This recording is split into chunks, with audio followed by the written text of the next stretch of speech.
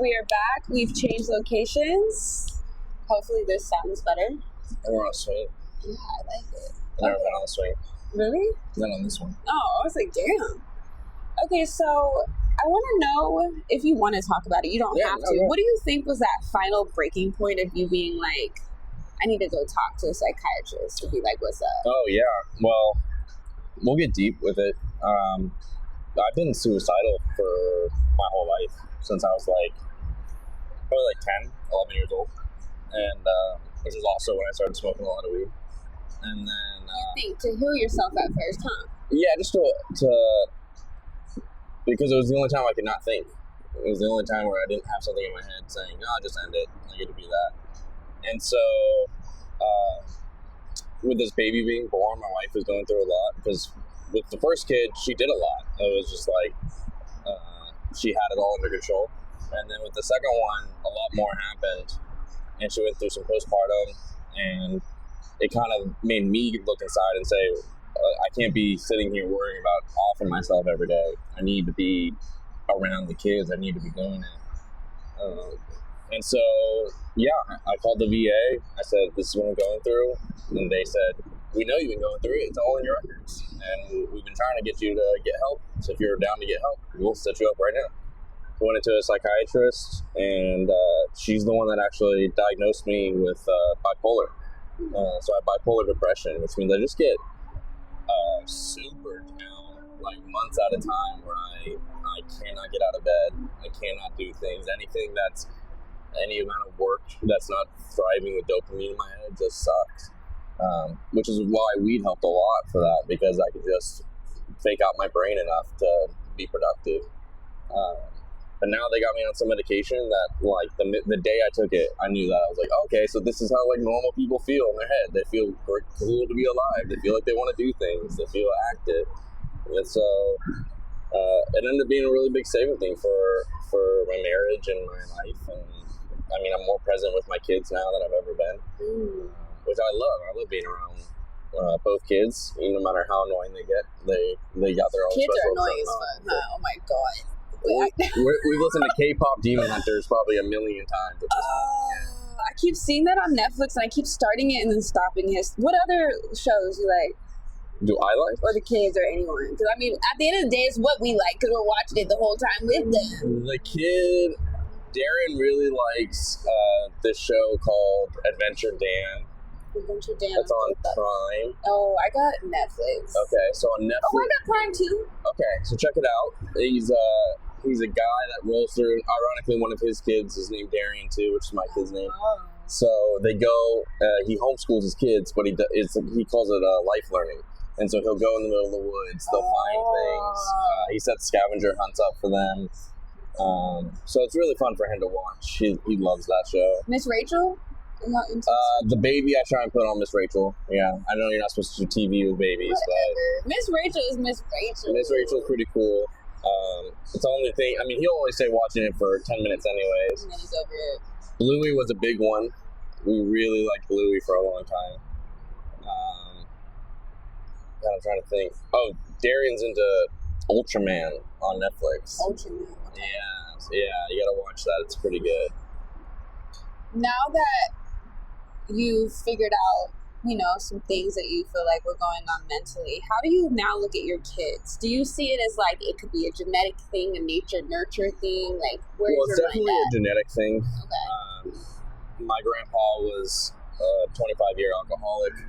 My biological dad was gone and drinking. So you could see it as them at first trying to heal themselves. Yeah. And then that addiction was really untreated mental stuff, right? I feel that. And I talked to my biological dad, and he goes, oh, that makes sense. I can't get out of bed for 3 months at a time. And I was like, okay, well, you probably should talk to somebody about it. But it's, looking at them, I feel like we're prepared. I feel like I'm very against any kind of pills or anything prior to 25. Okay.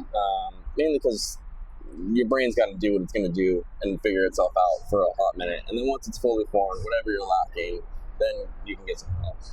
But the talk therapy is like a big thing. Like if Darren was going through a depression thing, I would immediately get with a professional and get somebody and say, hey, like, it's okay to sit here and talk and say those weird thoughts that you feel like you can't say to anybody else. Because I couldn't say it to my parents, so I don't expect him to be able to say it to me. And not because he doesn't want to, just because it's hard. You don't want to let your parents down and say you're feeling all these things. I'm pretty sure he's got ADHD, but he's a 6-year-old boy, so I also don't know how much you just not want to sit down because playing is more fun. Right. So no, I think it's positive. I think it's one of my favorite things about our generation is the acceptance of mental health. Saying, hey, it's okay to sit here and talk and admit we don't got everything figured out, and then still go about your day and figure it out. I'm proud of you, but also because for people in the military, there is such a stigma of getting help.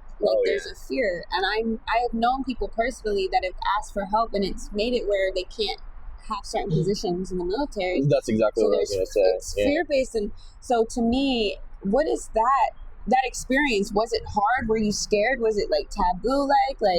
Well, in the military, there's a lot of repercussion for getting mental health. A lot of repercussion. Why? Because you have security clearances, you have things that doesn't look like taking initiative, though. No, because at the end of the day, if the military, I was infantry, so if the military is going to hand you a gun, they need to know you're okay in the head. And if you're not okay in the head, then you can't be holding a gun. And that's But do you not feel like they have people holding guns that are not okay in the head? Oh, 100%. So it's it's a flawed system, but it is But just don't say it. Yeah.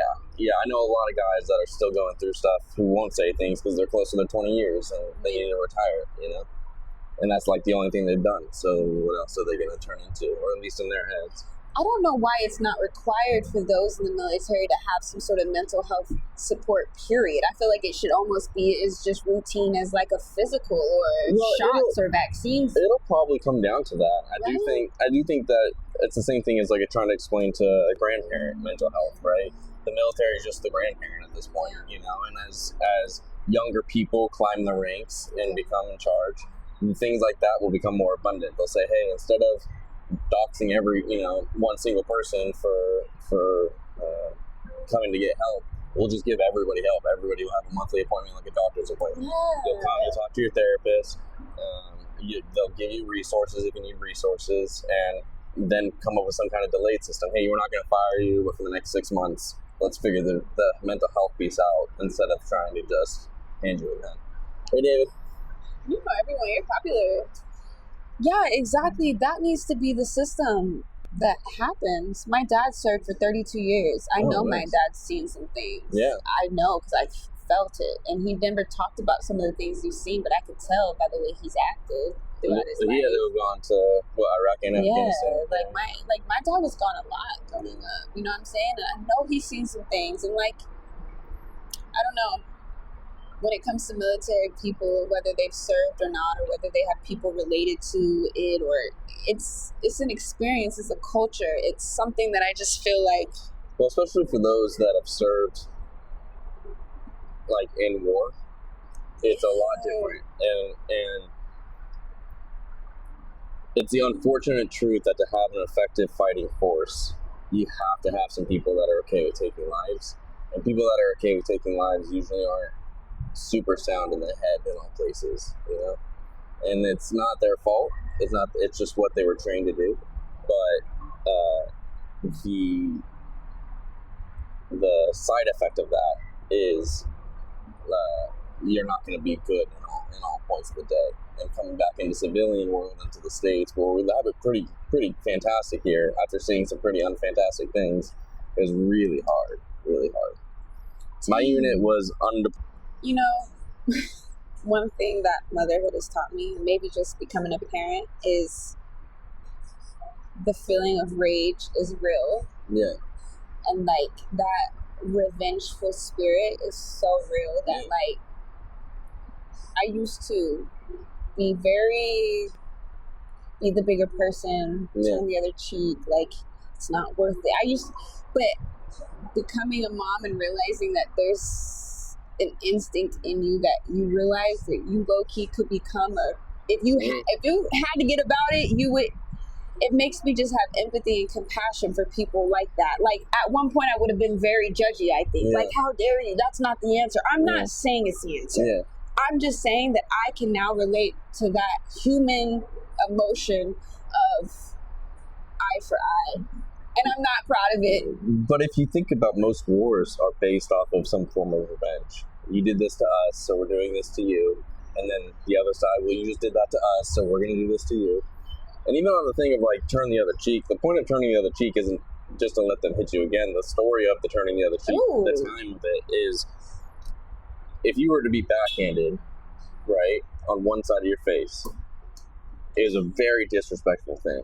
Mm-hmm. It was like saying you're worth less than even to get a front on my palm, right? So the turning of the other cheek is to force that person to use the front of the palm and treat you like a person that you are.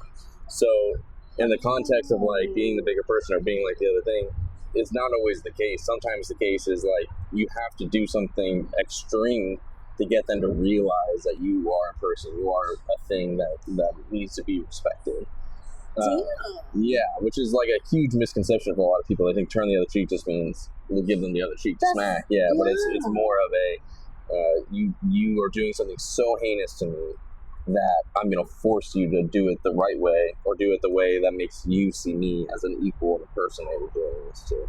You might have changed my life, because I've really been battling with this weird sense of like,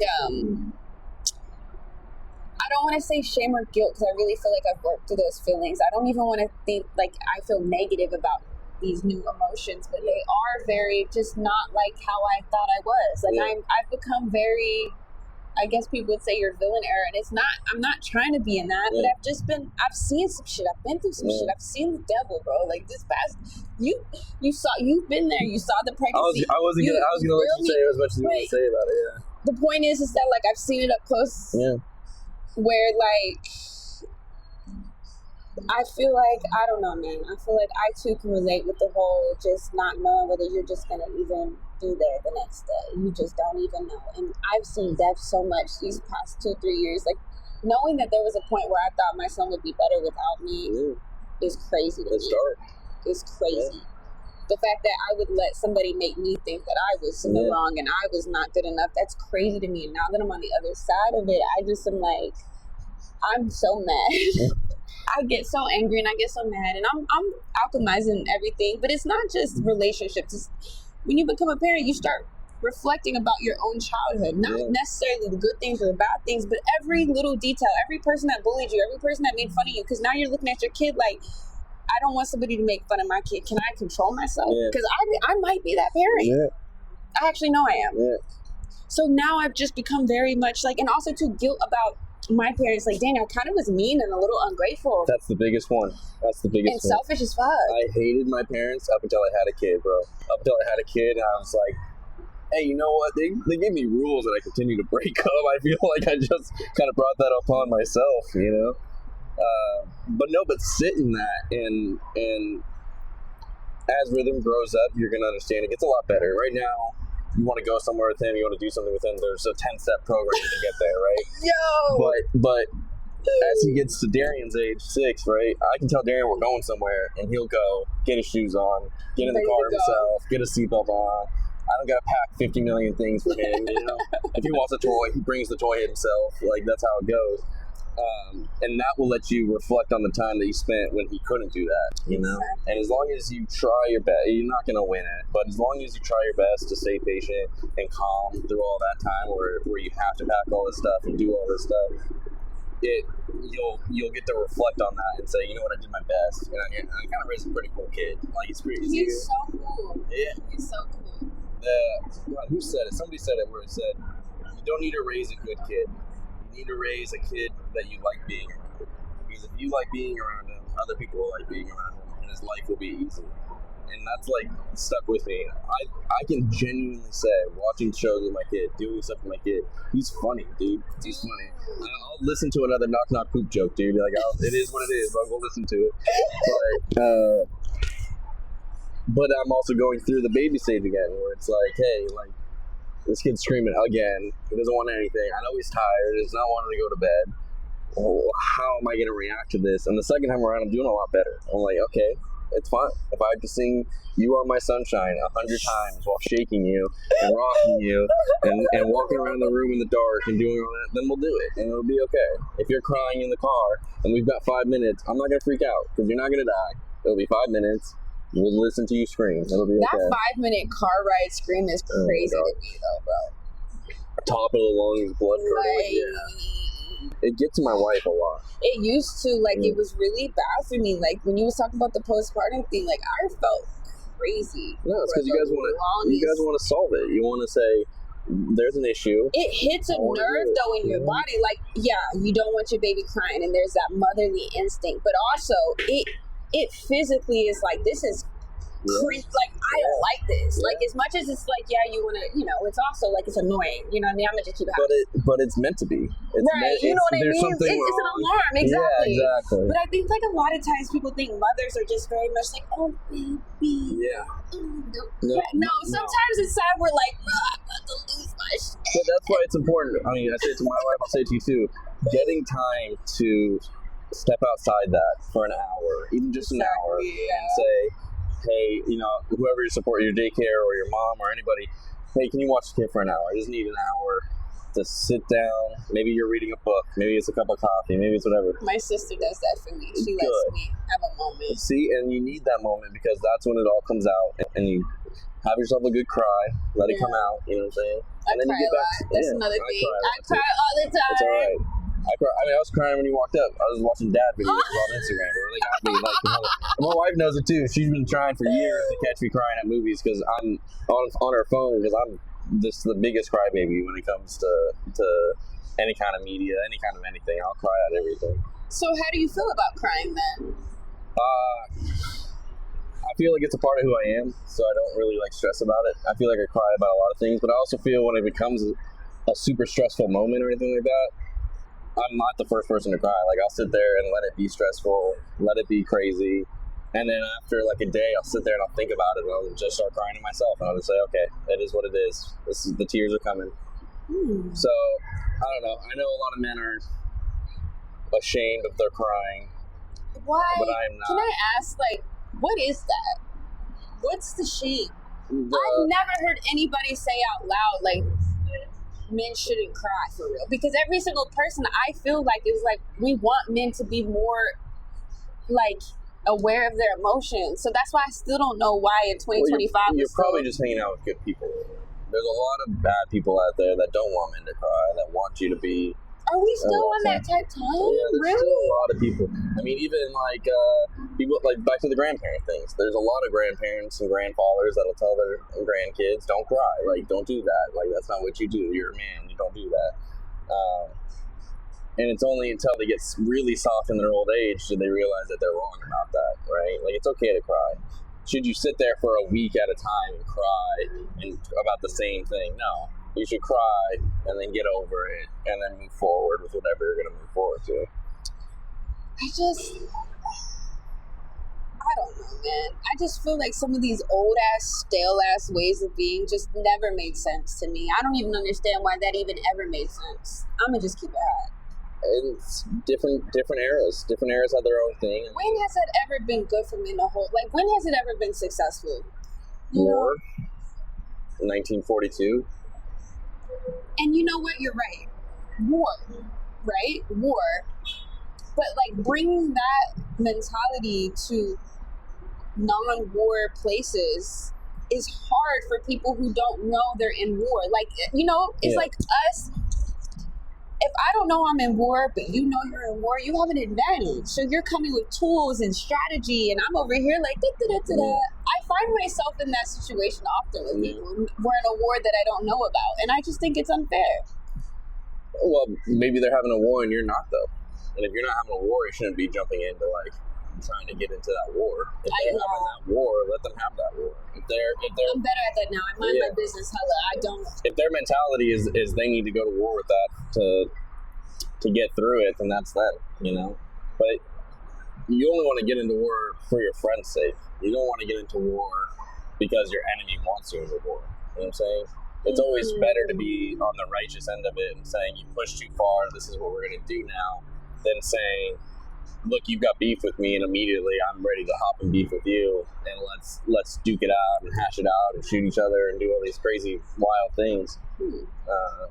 It's easier to do that. It's easier to get angry and want to yell and fight and do the whole thing. It's a lot harder to sit there and say, hey, like, you can go ahead and do that. I'm going to remove myself from this space, as long as you can remove yourself from that space and just not participate in the war, right? Because if you take away their enemy, who are they fighting besides themselves? Okay. Okay. What did you want to be when you were a kid? Depends when I was a kid, but I wanted to be a lawyer for a long time. I wanted to be a business owner when I was a kid. My grandpa owned I had two grandparents that owned businesses, and I definitely wanted to take over their businesses at different points in my life. I think just growing up, I realized that what they were grinding for was for the money, and I can never commit myself to just doing a business I don't like for the money. It's not what I want to do. Plus, money always comes. There's just infinite ways of getting money. And another big thing too is like, they always strive to make more money to fulfill a bigger life, get a better car, get a new thing. And I don't have that drive in me. I like living beneath my means. I like living with not the bare minimum, but just enough to be comfortable and go travel. Like, that's really all I want to go do. So because of that, I don't have to make $1 million a year. That's not my goal. My goal is to make just enough each year where I get to go travel, spend all the money I saved up, and then the next year just go back into saving and then save all the money and then go to the next one. That's why, like, this last year we did a lot of traveling because we saved up for like a year and a half and didn't go anywhere and didn't do anything. Christmas, we committed to going to Thailand for January, so we didn't buy each other big gifts or things we didn't need. We just were like, we're going to go to Thailand. And we went to Thailand, and it was amazing. Yeah? It's highly recommend. The food was good? Food was good. Atmosphere is great.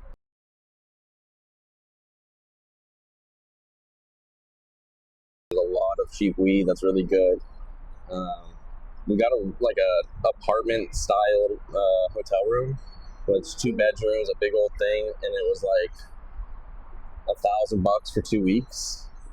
It's not bad at all. So, and then everything over there, like, we wanted to live over there for a little bit because everything's so much cheaper. You can get like house cleaners for like $100 a month. Yeah. And like they'll come every day, clean your house and do everything. Damn. Yeah. Drinks are really cheap over there. Massages are great. You get a foot massage at any time of the day. See? Yeah. I need that. Yeah, it's nice. And they're everywhere. You can go to any parlor and just get a foot massage right off the bat. Dude.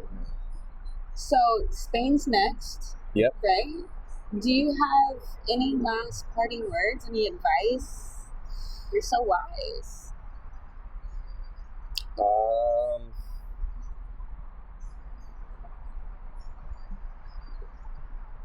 Honestly, everything you've said has been so wise. I'm gonna just keep it at. You put a lot of pressure on it. I was like, you're so wise that, like, I think suffering is good. Oh. I think something our generation misses out is they want to have nice things. They want to have all the luxuries of life way too soon. And they want it before they see a 60-year-old have things, and they want that same thing, but at the age of 25 or the age of 30. And the truth of the matter is like, it's better to suffer now and have that later on than be broke now and have nothing now and have nothing later on because you spent all your money when you should have been saving or should have been having a retirement account or having any of the things. And that's something that, like, my grandpa knows, but my parents don't know a lot. You know, they like the nice things. Our parents in our generation, they like the nice things. They were marketed to like nice things, you know. For me, I'm okay with having a used couch or having, you know, I'm not afraid of a food bank. Like, it's not a big thing for me. It's okay to go ask for people for free food. Right. You know? I mean, before we bought our house, we didn't go anywhere or do anything for about a year and a half. Meaning no dates, no coffees. I mean, if we're getting gas, we're finding the cheapest place to get gas.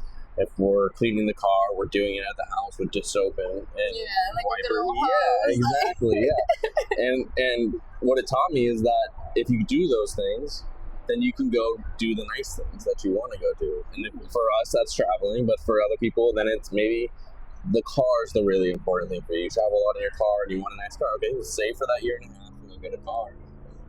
Anything is achievable if you just are okay with suffering for a little while. Can't have it all. Okay. Yeah. Thank you. Yeah. Do you know any fun facts? Like just random shit? Fun facts. No, I just got done making fun of some dude for his fun fact thing, so I feel like I'd be out of place if I had a fun fact. Like a random, like, just you read it before, you saw it before, you noticed it before.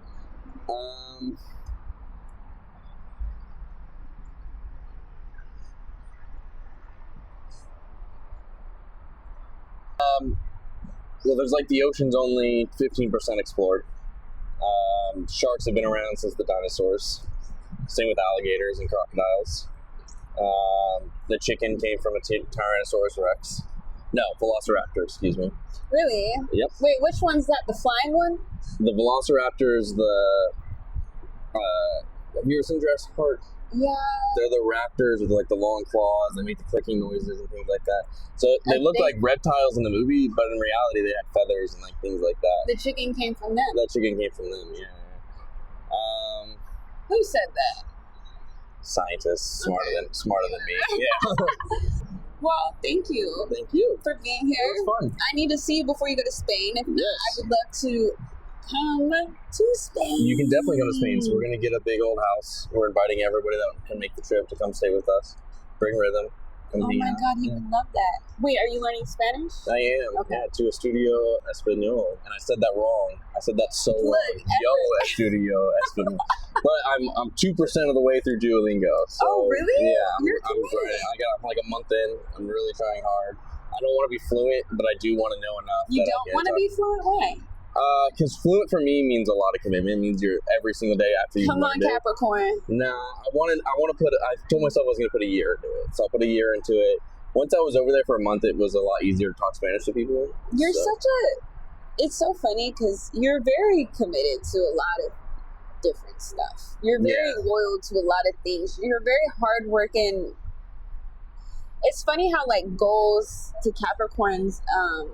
How they translate, you know what I'm saying? Like a lot of times, you know how you're like, I'm not trying to like necessarily have $1 million and I'm not trying to do this and I'm not trying to do that, but like going a year and a half and having that goal of not doing something so you can go to Thailand for a month, like that's that same hustle, wealth, business, like driven, goal oriented energy. It's just channeled in a different way, but it's that same grit. I love it. It's a blessing.